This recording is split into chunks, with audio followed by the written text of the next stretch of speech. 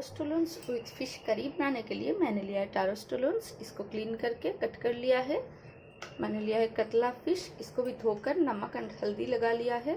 और थोड़ा सा लिया है प्रॉन। इससे ना टेस्ट और खुशबू बहुत ही अच्छा आते हैं, तो मैंने ले लिया है। मैं यूज़ करूँगी लहसुन, ज़ीरा, हल्दी powder, salt, green chilli, red chilli and obviously mustard oil. तो चलिए शुरू करते हैं। देख लीजिए मैंने पैन चढ़ा दिया है, ऑयल भी डाल दिया। ऑयल को भी गर्म होने दीजिए। ऑयल हमारा गर्म हो गया है, तो अभी ऐड कर देंगे फिश को।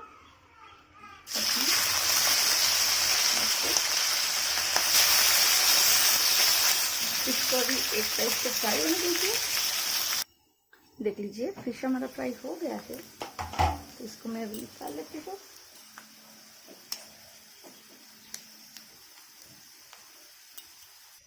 फिश को मैंने निकाल लिया है। अभी इसी ऑयल में ऐड करेंगे रेड चिली, जीरा, लहसुन, नमक,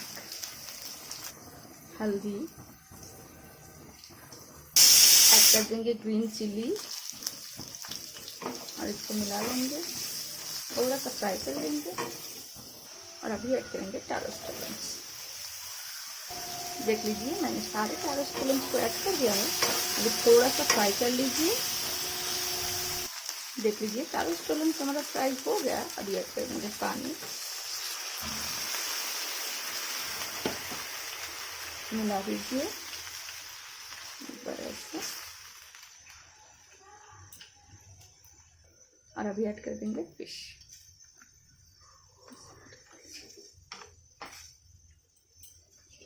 और अभी ढक्कन लगा के इसको पूरा का पूरा पकने के लिए टाइम दीजिए।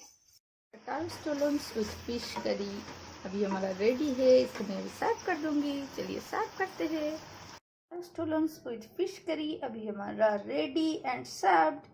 कैसा लगा मेरा ये रेसिपी?